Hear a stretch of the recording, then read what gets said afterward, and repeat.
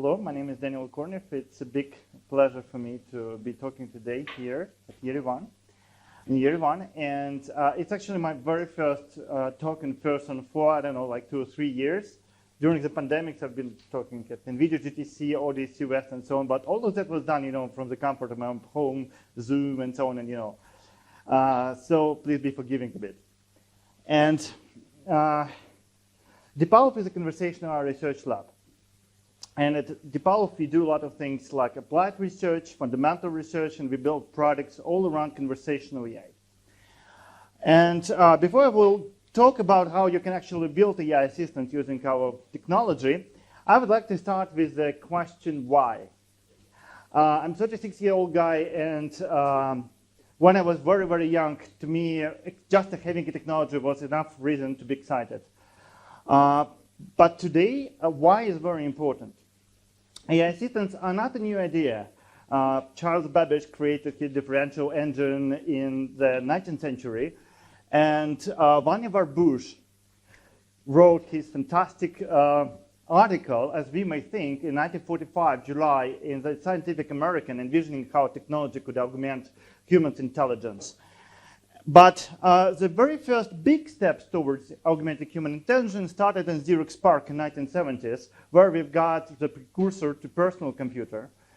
And the approach to augment human intelligence was simple. We used a desktop metaphor, which allowed people to transfer learning from their physical analog world of folders and files to a computer. And this is a very much a well-known fact if you work in computer science industry. And if you haven't read the book, Dealers of Lighting, I really, really recommend you to read it. It's a fantastic book, and it pictures the early story of Xerox PARC, and it's a very, very exciting read. However, the less known fact about Xerox PARC is that they also coined the term called ubiquitous computing. Mark Weiser, who was the chief scientist in the 90s there at the time, he wrote also in Scientific American article about that. And the idea was that computers can become pervasive. They can work in different places, have different form factors, and you would transition from one computer to another. And human would not even see the computer in a way. They would just interact with it with different computers, and will be able to pick up the work they started on one computer or another computer and so on. The vision was really big, and DARPA started an invisible computer initiative in the 90s. And in 2000, a lot of things happened that continued this foray into the idea of augmenting human intelligence. Bill Gates, a founder of Microsoft, in 1992 in Comdex made a talk, Information at Your Fingertips, where he envisioned that Windows would have intelligent operating system and file system inside it, that all applications would work on top of it and put data in it. The file system would be object relational, so different applications would be able to access information from each other, building one personal knowledge graph. And thus, because of these connections, we could get a lot of insight from this kind of data. It was a very complicated story. Perhaps the most known approach Microsoft took in this direction, and there were multiple efforts, all failed, was Microsoft WinFS. It was deemed to be part of Windows Longhorn, which eventually became Windows Vista, quite hated, by the way. They've done a lot of progress towards this direction. At the same time, DARPA started their project called Personal Assistant That Learns, PAL, and a sister project of it, CALO, Cognitive Assistant That Learns and Organizes. And it was practically similar to WinFS in a way that it collected data from different data sources and allowed people to get different kinds of insights. So imagine you come to a meeting, like today, and this assistant would prepare you everything that you need to know to be prepared for today's talk about personal assistance. So like I would not have to prepare the slide deck, because the system would prepare the slide deck for you.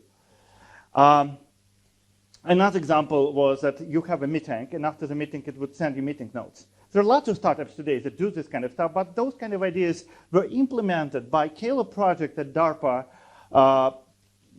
2 decades ago. There were some startups emerged from it, like a smart desktop.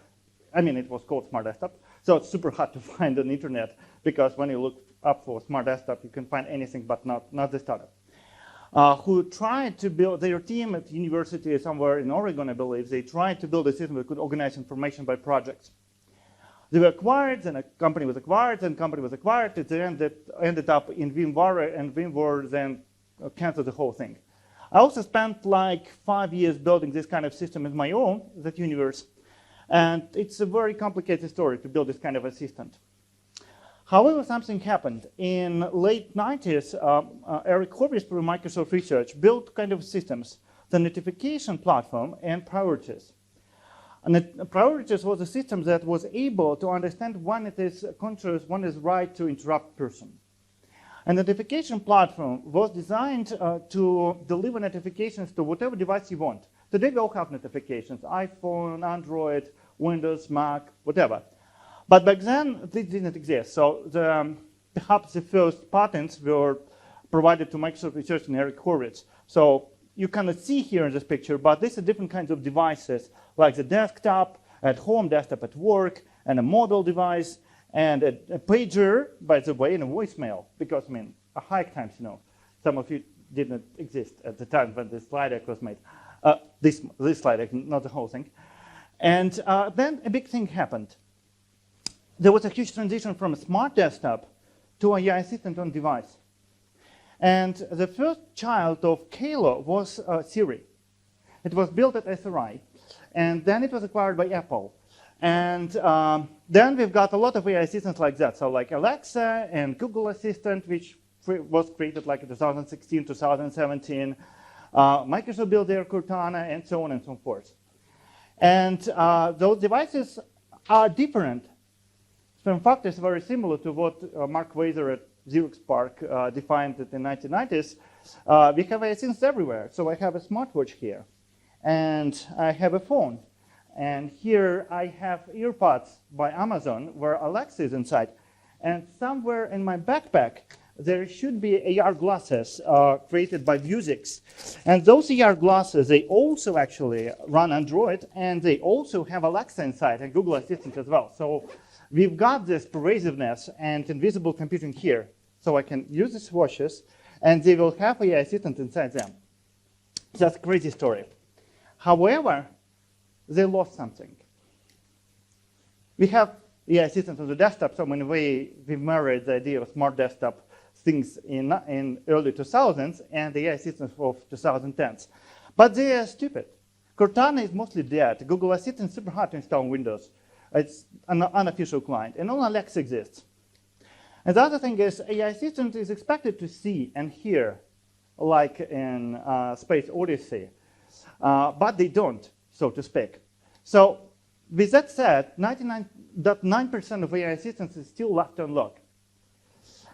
And that's a huge problem. We still don't know how to build AI assistants. We know multiple approaches, but nobody built the whole thing. Fortunately, Amazon created a challenge, Alexa Prize Social Bot Grant Challenge, where academic teams from all around the world participate in building social bots that can talk on different kinds of topics and sustain conversation for 20 minutes and get a rating 4 out of 5. The thing is, nobody managed to beat any of these metrics. One team in Alexa Prize 3 hit 3.8. The other team, Alexa Prize 4, managed to maintain 40-minute talk. Not bad.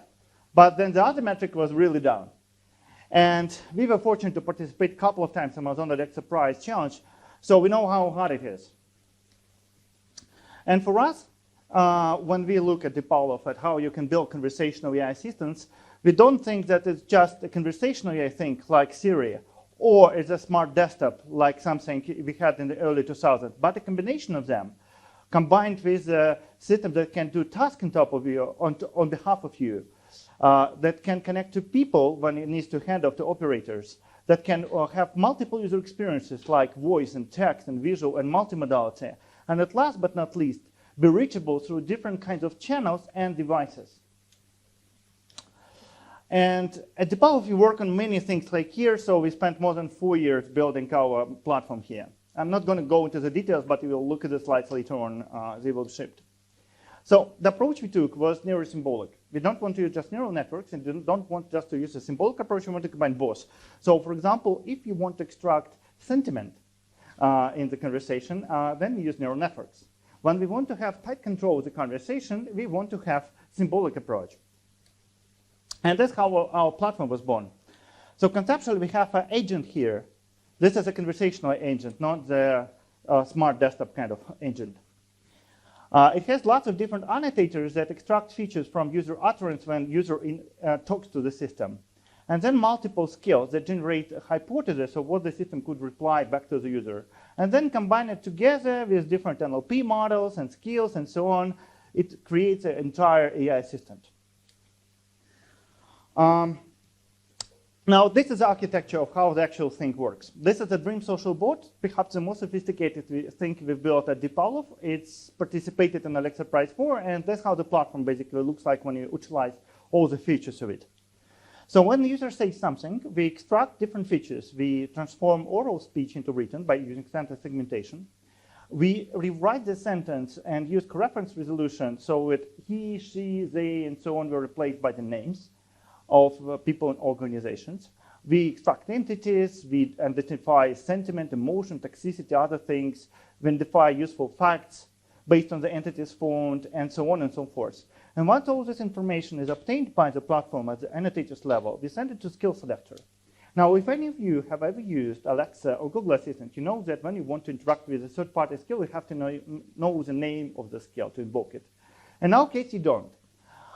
Skill selector is designed to build such a way that it can intelligently decide which skill has to be invoked to provide the response back to the user. So this happens invisible to the user, like invisible computing, pervasive computing. The computer is computing back to Mark Weiser. Unfortunately, he died in 1999, so it's not possible to talk to him today. But I think he would be happy to know that we are building the future he once envisioned. Now, the skills can be different. They can be written in a Yermakov language, which the Lisa was rewritten in early 2000s, and they got to go through the Turing test. They can be template-based. They can be generative models, like, for example, Blenderbot from Parallel folks at Facebook.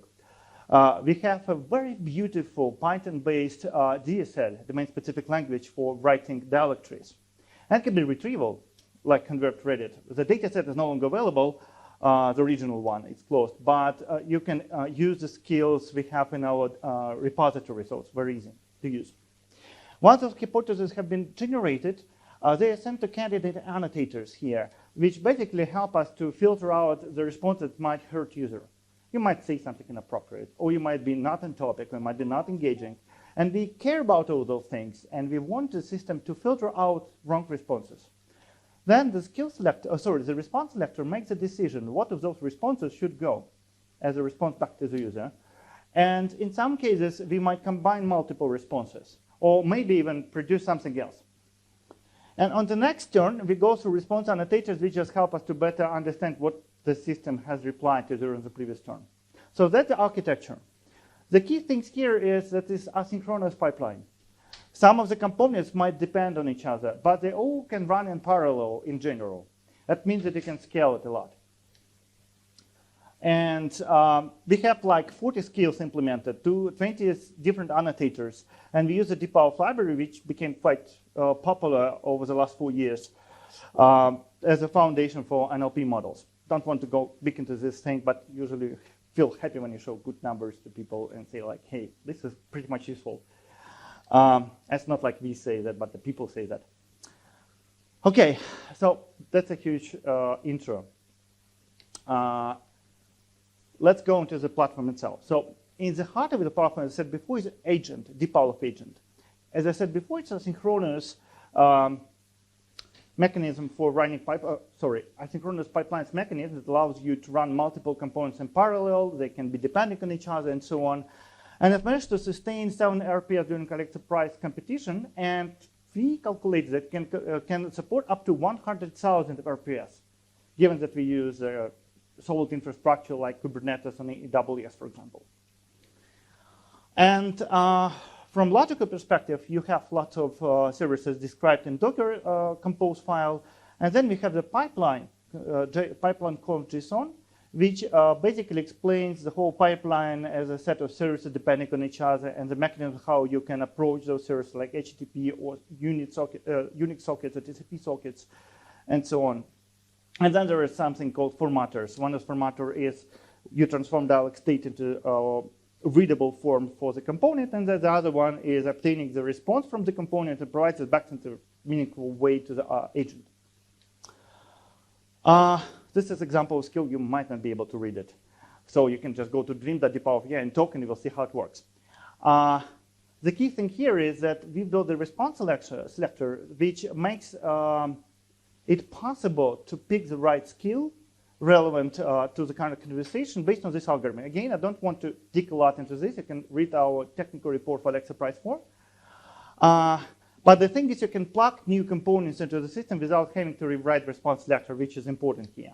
The dialog state is based on common metadata. We have utterances like human and bot and so on. Then we have human profile, bot profile. Bot profile can be pre-populated before the conversation, while human profile can be populated during the conversation. So user might say that their favorite city is Moscow or New York City or Seattle or something like that, and we will record it and put it into the human profile.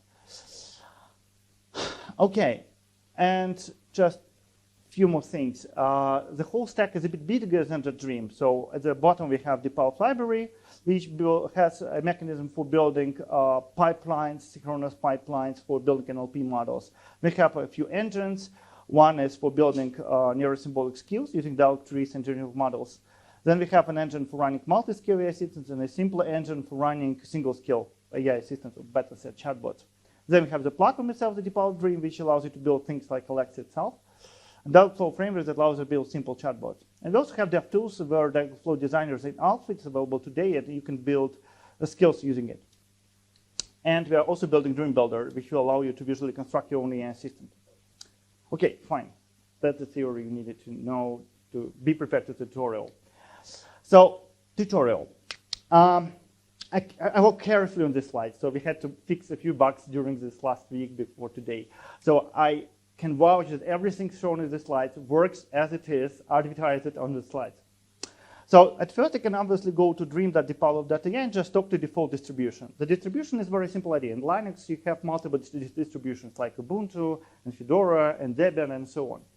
In our case, it's the same. So we grab different kinds of skills and annotators, and combined together, they form a distribution that can be focused on, for example, having a chit chat or AI assistant or a simple chatbot, something like that. And the largest one, Dream, that I showed you earlier today, is deployed to dream.deepavlov.ai, and you can just talk to it. You don't need anything to begin with it. Then you can go to web tools in your favorite browser and see actually that, holy cow, you don't see anything here. I'm sorry about that.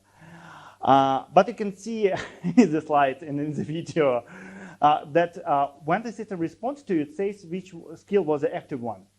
And it can show other hypotheses as well. Now, one more step. Let's go to Postman. You can go to 709.deepavlov.ai and send a very simple payload, which basically consists of a user ID and the text you want to send. And it will give you a reply with obviously the same metadata you have seen in the browser. Finally, time to try in the console. So for console, go to github.com/deepin/dream. You fork it, clone it to your PC, run default distribution, Dream distribution with proxy. So the whole thing is huge. It takes about 25 gigs of GPU RAM. So I'm still waiting for my 3090 to come from United States to Yerevan here so that I could actually run the whole thing on my machine. I already have 1080, so together they should run the whole thing. And it requires, I think, 45 gigs of RAM. So it's a huge thing. So for convenience, we made the Dream Distributions API available for everyone through proxy. So we can just run it through proxy. But if you want to run on your own machine in your data center, if you're lucky or rich or boss, usually if you know, you can obviously run on your machine. And then you can talk to it through the console. And console is very easy. You type your username, you start talking to it, and every time you will see this huge output of all the components that have done processing of your user utterance. Here's a very small hello Yerevan here. But the thing is, it's pretty convenient to talk to it this way, but I find it not convenient. We also have an API/chat for our platform. I will show API in a minute. Not API. IP address and a port. And I use different tabs for different components in the terminal to debug them separately. Anyways, so now that you understood how it looks like and how you can interact with the system, let's try to build one. You will need some Nix-based operating system, or you can run WSL2 in Windows. You will need Git, Docker, Docker Compose, and so on. Sorry. And you will also need our command line interface tools, Bring tools, which actually allow you to build your own distribution, put necessary components into the system, and run the whole thing on your machine.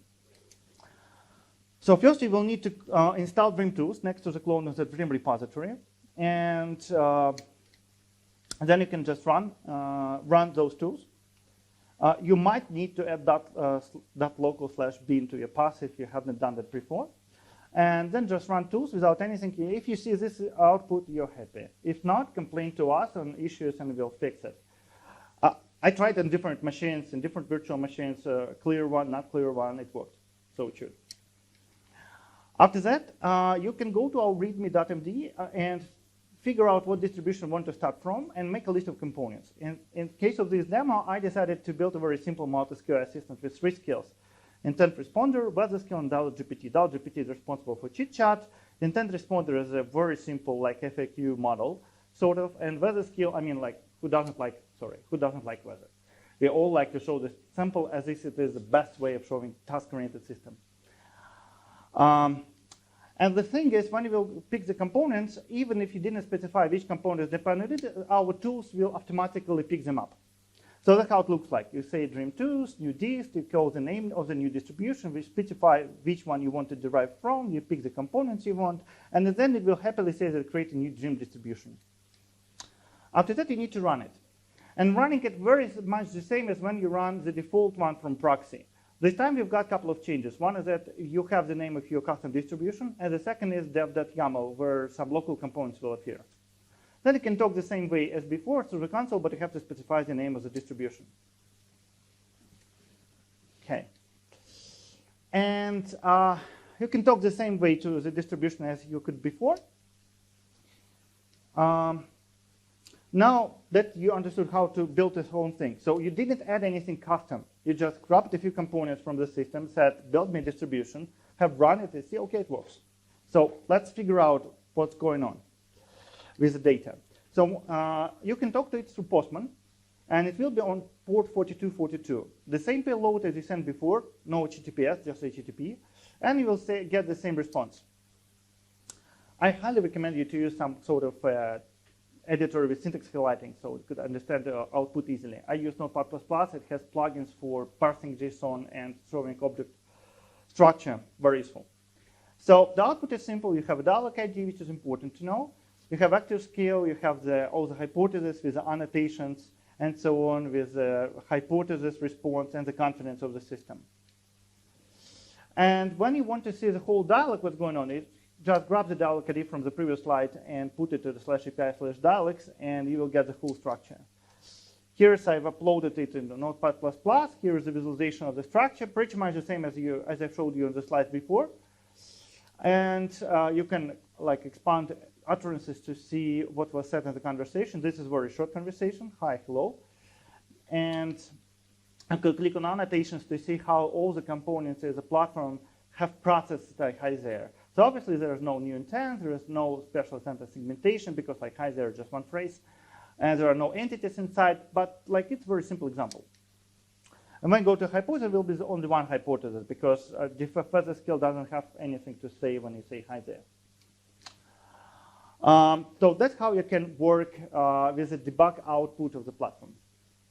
Now, before we will go next, we will talk about how to build task-oriented skills or chit-chat skills using our DFF.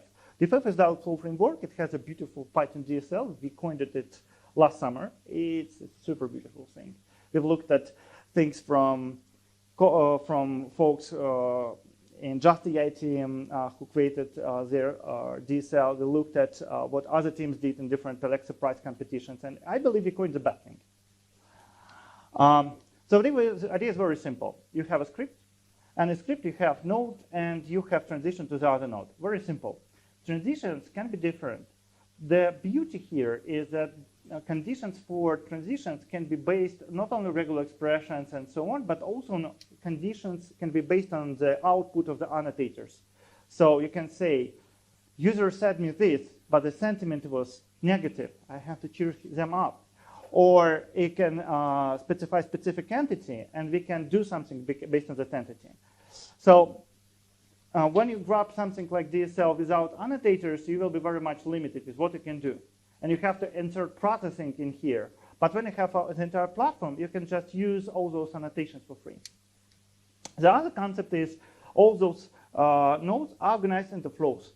And you can transition from one flow to another based on different conditions. Now, all of you will say, Daniel, this is just a dialect tree, like they are much older than your mother is, probably. My mom was born in 1954, so and I think Eliza was born something around that time. So you're a little bit wrong, but not really. The thing is, you can plug generative models anywhere in the system. So you don't have to use just if and else logic to make transitions between things. Anyway, let's take a look at a concrete example. Here is a weather skill. So go back to console, you can type username and ask about weather in New York City. We can do the same, but in Postman. So I say, tell me weather. And the system will ask me to specify which city I care about. I will say New York City, and it will provide me with a response. How does it work? So go to the dialog. You will see that the system used named entity recognition to detect New York City's location and location in entity detection. Entity detection is a more smart way to detect entities than NER. And they were combined. And this time we've got two responses. The dialog GPT as a generative model, it always has response to anything. So it said like what city, even though it doesn't know how to answer the question what the weather is in New York City because it's not connected to anything. And the second one is our skill, DeepPavlov has a skill. And the system effectively picked the right skill here automatically on behalf of you. I didn't change anything, as you can see. So this is where you can see how the multi-skill mechanism works. Okay, so now we can look at code. You open VS Code from the root of your Dream repository. You go to skills and to DeepPavlov as a skill, then you go to scenario, open main.py file. And again, I'm sorry you don't see most of the details of our beautiful language here. But basically, you have a start node, you have condition to transition to other places. One of the places where we can tell forecast if there is entity inside, and the second case is when we don't know exact location, we have to make a location request to the user. So we don't have to go linear, we can go anywhere we want to jump between flows and so on. Okay. To edit things, we built Dev Designer. It's extension of VS Code, it's draw-your based, and it looks like this. So you can right-click on the file, open in Dev Designer, and we'll see this beautiful, more or less beautiful thing. Where you can click on a node, and it will show you suggestions of what to do next. Don't want to go into details right now, but if we add a new skill to the system, we can also edit it in the same designer. So here's an example. We use a Dream Tools, new DFF. We call DFF means a new DFF skill, so we didn't decide to put word DFF skill. Then we specify the name of the skill. We specify which distribution we want to add the skill to. And then it will ask also to create a formatter in one of the four files there. I specified which file is here to put formatter. Don't care about it right now. At some point, we will just make this redundant work. So this step will not be required, the second step. You can do the same. You can open a VS Code, blah, blah, blah, and go to your skill, go to main.py, and edit it. Using right-click on main.py, choose Open Viz, specify Dev Designer, and you will see this visual interface. So blue nodes are bot answers, yellow are human answers, so user can reply different ways, so we have multiple yellow nodes coming after the blue node. Bot also can respond differently, but we show that only in code. And you can use recommendations. So you click on a node, you click on Show Suggestions. Right now the button is here. It's in menu. Double click on Suggestion. This is the suggestion. You double click on it. You name it, and specify that would be specification of the name of the suggestion. Click Save, and you will get the next big conversation step. So it's very easy. And then you obviously can talk to it. We also have support for knowledge graphs and slots. That's experimental functionality. We have a more advanced slot filling technology, but it's also very simple. You can just say that you want to extract entities of specific type. You say the type of the entity, you say where to put it, the name of the slot, and then you can use the slot later on in the conversation. So that's about it. It concludes the talk. I put a lot of links right here. We also have a QR code here that provides you even more links to all of the things you need to build your multi-skill AI assistant. And in general, I want to encourage you to build your own AI assistants using our platform. It's not that young. We released version 1 back in December of last year. We battle tested it during Alexa Prize 3 and Alexa Prize 4. It has multiple components, and you can plug anything specific you want to the system as well. And with it, you can basically build your own Alexa or Google Assistant and run it in your data center. And it's open source. It's under Apache to the tool, so we can easily use it. And like most of the code is written in Python, you can work in Python to build the whole thing, anything you want. And it's super user-friendly, as much as I can say. And before that, I worked on a little bit. I worked on AI assistant in one Eastern European country. I would say back then it would take 4 or 5 years of investment for the company to build multi-skill AI assistant for their audience, and then it would be impossible to use it by anyone else. In this case, we've done this job for you.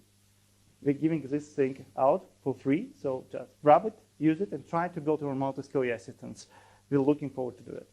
And now, if I still have time for questions, I will be happy to address any of them.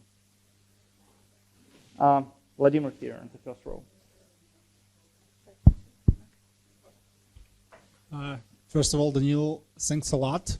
Sure. Yeah, I really respect DeepPavlov since you published your first pre-trained models. Yeah, I have a question about actually the 2 questions. The first was about the reference resolution that you mentioned. Yep.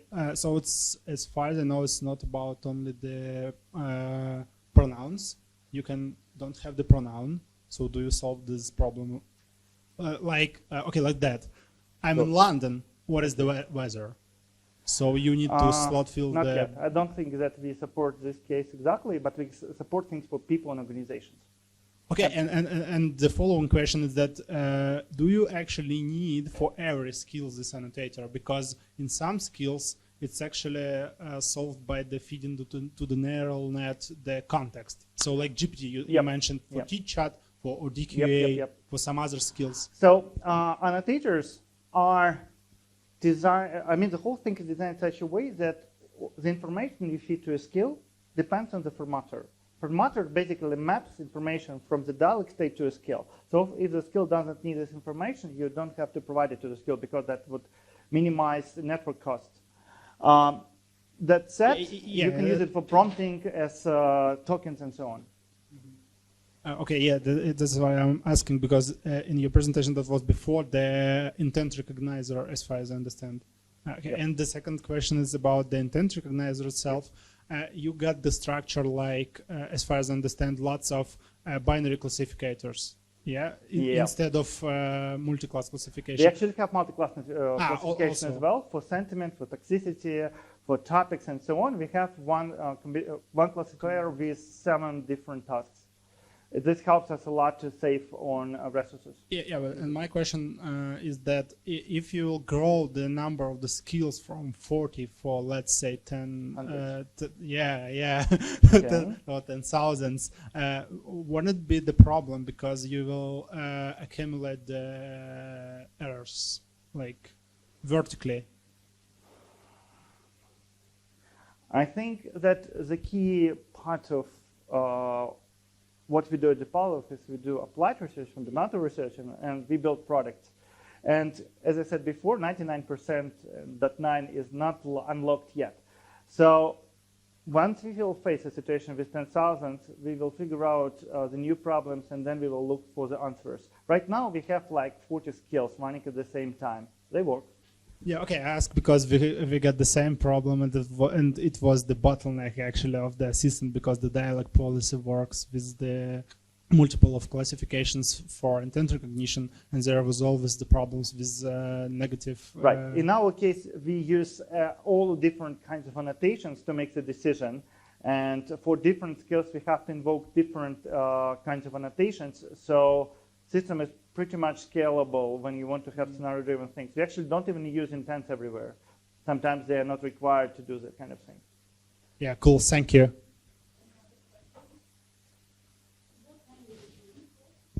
Excellent question. So until very recently, I would say English only. Then we decided to support Russian. Then we decided to have a multi-language support, multilingual models. And that's a stupid thing, because you start talking to it in English and it answers you in Chinese. You start talking to it in Chinese and answers you in Armenian, for example. And you start talking to it in Armenian and, I don't know, it figure out it's no Klingon. And nobody in my team talks Klingon, so we're still tuning it. But in general, we have a multi-language model, multi-language distribution, but we're still working it. It's a crazy thing, you know? Yeah, I mean, every single model should be multilingual. it's not easy, yeah. Like a very long time ago, I wanted to, when I was starting a relationship with my first girlfriend, I was enjoying the fact that we can speak different languages. We talk in Russian in the morning, and then we can speak in English. But with our model, it's not as fun as I would describe it in personal relationship. It can be confusing. It knows way more languages than I do. Okay? Yeah. Second. Yeah, microphone. Do you have already your own language models, or you use only pre-trained open source models like we are one of the BERT providers of GPT. open source trained models. Lots of them, actually. Some of them are state-of-the-art models. So we have, like Rubert case conversational, it has 1.3 million downloads on Hugging Face. It's our model. I don't know what the hell is going on with this model. Others are a little bit less popular. But yeah, we do. We have models for this, for open domain question answering, lots of things, actually. Yeah.